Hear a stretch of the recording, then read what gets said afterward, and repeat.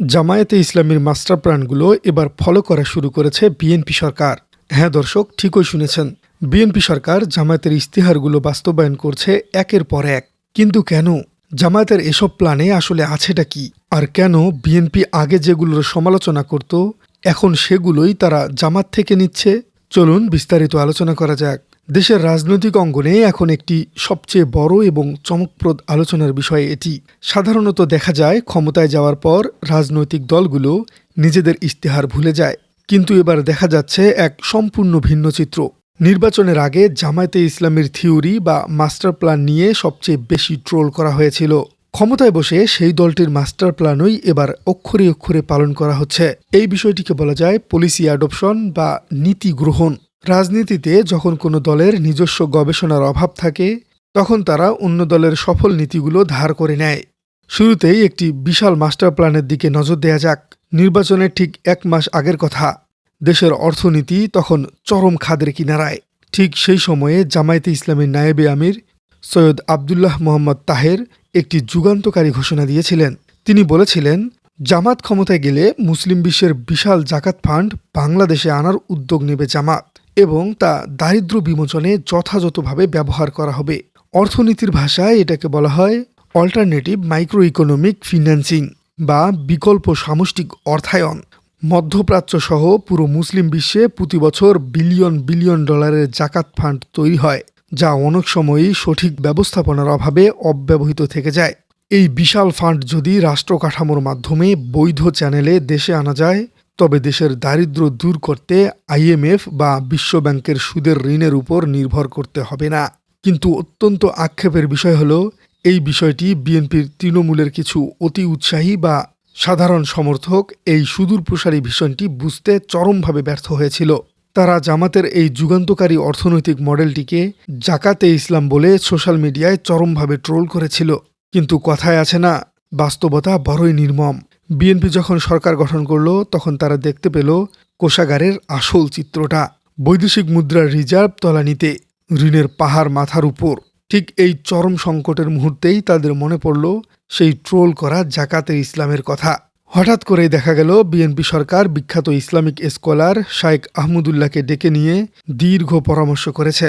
আলোচনার মূল বিষয়বস্তু ছিল কি জানেন?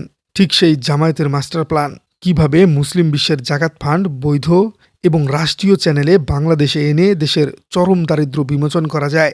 এই বিষয়টিকে একসময় অসম্ভব বা হাস্যাস্পদ বলে উড়িয়ে দেওয়া হয়েছিল। রাষ্ট্রের চাবি হাতে পাওয়ার পর ঠিক সেই বিষয়টিকেই এখন সবচেয়ে বড় গেম চেঞ্জার বা তুরুপের তাস হিসেবে দেখা হচ্ছে। এই বিষয়টি প্রমাণ করেছে জামায়াতের এই পলিসি কতটা প্র্যাগমেটিক বা বাস্তবসম্মত ছিল। এবার চলুন দ্বিতীয় এবং সবচেয়ে চমকপ্রদ মাস্টার প্ল্যানটির দিকে তাকানো যাক। বাংলাদেশের রাজনীতির সবচেয়ে বড় ক্যান্সার বা ব্যাধির নাম হলো ভিআইপি কালচার বা ভিভিআইপি কালচার।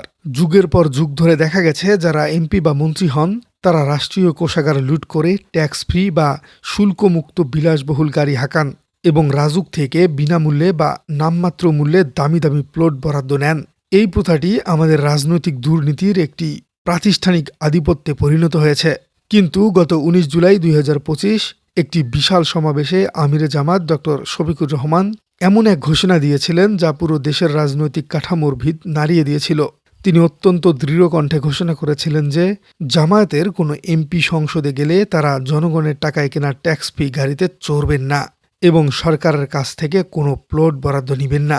রাজনীতিতে এটাকে বলা হয় মোরাল হাই গ্রাউন্ড বা নৈতিক শ্রেষ্ঠত্ব অর্জন। অনেক দলই নির্বাচনের আগে এমন বড় বড় কথা বলে, কিন্তু নির্বাচনের পর তা বেমালুম ভুলে যায়। কিন্তু এখানে ঘটনা ঘটেছে এক বিরল ইতিহাসের। ক্ষমতায় না গেলেও জামায়াতে ইসলামী তাদের দেওয়া ওই ঐতিহাসিক কথা অক্ষরে অক্ষরে রেখেছে তাদের এমপিদের ক্ষেত্রে।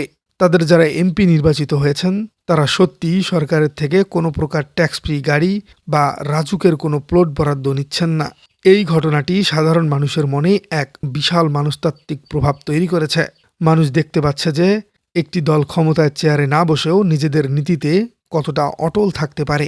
এই নৈতিক অবস্থানটি বর্তমান ক্ষমতাসীন সরকারের উপর একটি নীরব কিন্তু প্রবল চাপ সৃষ্টি করেছে। কারণ সাধারণ মানুষ প্রশ্ন তুলতে শুরু করেছিল, ওরা যদি পারে তাহলে ক্ষমতাসীনরা কেন পারবে না? আর ঠিক এই প্রচণ্ড জনমতের চাপের মুখেই বিএনপি সরকার বাধ্য হয়ে জামাতের সেই মাস্টার প্ল্যানটিকেও এক্সিকিউট করেছে। সম্প্রতি বিএনপি সরকার গঠন করার পর আনুষ্ঠানিকভাবে ঘোষণা দেওয়া হয়েছে যে এখন থেকে বিএনপির কোনো এমপি বা মন্ত্রীও আর ট্যাক্স ফ্রি গাড়িতে চড়বে না এবং সরকারের কাছ থেকে কোনো প্রকার প্লট বরাদ্দ নেবেন না। একদিক থেকে চিন্তা করলে এটিকে বলা যায় বিরোধী দলের ইশতেহার সরাসরি কপি পেস্ট করা। কিন্তু এই কপি পেস্ট বা পলিসি অ্যাডাপ্টেশন এর কারণে বেঁচে যাচ্ছে দেশের হাজার হাজার কোটি টাকা, যে টাকাগুলো দিয়ে হয়তো সাধারণ মানুষের জন্য হাসপাতাল বা স্কুল তৈরি করা সম্ভব। জামাতের তৈরি করা সেই নৈতিক ফাঁদে পা দিয়ে হলেও শেষ পর্যন্ত দেশের মানুষেরই জয় হয়েছে। দর্শক, এতক্ষণ তো শুধু কপি করার সমালোচনা করা হলো, এবার এই পুরো বিষয়টিকে সম্পূর্ণ একটি ভিন্ন এবং গঠনমূলক দৃষ্টিকোণ থেকে চলুন বিশ্লেষণ করা যাক। হ্যাঁ, বিএনপি জামাতের থিওরিগুলো ফলো করছে, এটি সত্যি, কিন্তু রাজনীতির মাপকাঠিতে বিচার করলে এটি আসলে অত্যন্ত চমৎকার এবং ইতিবাচক একটি পদক্ষেপ। ইংরেজিতে যেটাকে বলা হয় গুড মুভ। আমাদের দেশের রাজনীতিতে সবচেয়ে বড় সমস্যা হলো অন্ধ অহংকার বা পলিটিক্যাল ইগো। যেহেতু ধারণাটি আমার প্রতিপক্ষের, তাই এটি যতই ভালো হোক না কেন আমি তা গ্রহণ করব না। এই বিষাক্ত মানসিকতাই এতকাল দেশকে পিছিয়ে রেখেছিল। কিন্তু বর্তমান বিএনপি সরকার সেই ইগোর দেয়ালকে ভেঙে দিয়েছে। তারা বুঝতে পেরেছে যে দেশ চালাতে হলে শুধু আবেগ দিয়ে চলে না, দরকার হয় যুগোপযোগী এবং বাস্তবসম্মত মাস্টার প্ল্যানের। তারা যখন দেখল জামাতের পলিসিগুলো আসলেই রাষ্ট্রের বৃহত্তর স্বার্থে কাজে লাগছে, তখন তারা কোনো প্রকার দ্বিধা না করে সেগুলো বাস্তবায়ন করা শুরু করলো। এটি একটি দলের বিশাল রাজনৈতিক পরিপক্কতা বা পলিটিক্যাল ম্যাচুরিটির লক্ষণ। উন্নত গণতান্ত্রিক দেশগুলোতে যখন আমেরিকা বা যুক্তরাজ্যে এমনটা হরহামেশাই দেখা যায়, যখন কোনো নীতি দেশের জন্য ভালো হয় তখন সেটা বাইপার্টিসান কনসেনসাস বা দ্বিদলীয় ঐক্যমত্য তৈরি হয়। বিএনপি সরকার ঠিক সেই কাজটি করার চেষ্টা করেছে। আগে কে কে ট্রোল করেছিল সেই অতীত আঁকড়ে ধরে বসে থাকলে ভবিষ্যৎ নির্মাণ করা সম্ভব নয়। বিএনপি সরকারের এই নমনীয় এবং রাষ্ট্রমুখী সিদ্ধান্তকে সাধুবাদ জানানো উচিত। একই সাথে বর্তমান সরকারের প্রতি একটি গঠনমূলক আহ্বান করেছেন অনেকেই। সেটি হলো জাতির বৃহত্তর স্বার্থে দেশের অর্থনীতি এবং সমাজ ব্যবস্থাকে ঢেলে সাজাতে জামায়াতের যে ভিশনারি পলিসিগুলো ছিল সেগুলো কোনো প্রকার হীনমন্যতা ছাড়াই সরাসরি গ্রহণ করার চেষ্টা করতে হবে। এসব মাস্টার প্ল্যান বাস্তবায়নে জামায়াতে ইসলামী বিরোধী দলে থেকেও সরকারকে হয়তো সর্বোচ্চ সহযোগিতাই করবে। রাজনীতি কোনো রেষারেষির জায়গা নয়। রাজনীতি হলো মানুষের কল্যাণ নিশ্চিত করার সবচেয়ে বড় হাতিয়ার। জামায়াতের দেখানো সেই সুশাসন এবং নীতি নৈতিকতার পথে যদি বর্তমান সরকার হাঁটতে পারে, যদি তৃণমূল পর্যায় থেকে সব ধরনের দুর্নীতি, চাঁদাবাজি এবং সিন্ডিকেটকে চিরতরে বন্ধ করা যায়, তাহলে নিশ্চিত করে বলা যায় বাংলাদেশ আর কখনোই পথ হারাবে না। প্রিয় দর্শক, আপনার কি মনে হয় বিএনপির এই যে জামাতের পলিসি গ্রহণ করার প্রবণতা, এই বিষয়টিকে আপনি কিভাবে দেখছেন? কমেন্টে জানিয়ে দিন আপনার মূল্যবান মতামত। আর আপনার রাজনীতি চ্যানেলে নতুন হয়ে থাকলে চ্যানেলটি সাবস্ক্রাইব করার অনুরোধ থাকলো। দেখা হচ্ছে পরবর্তী কোনো ভিডিওতে।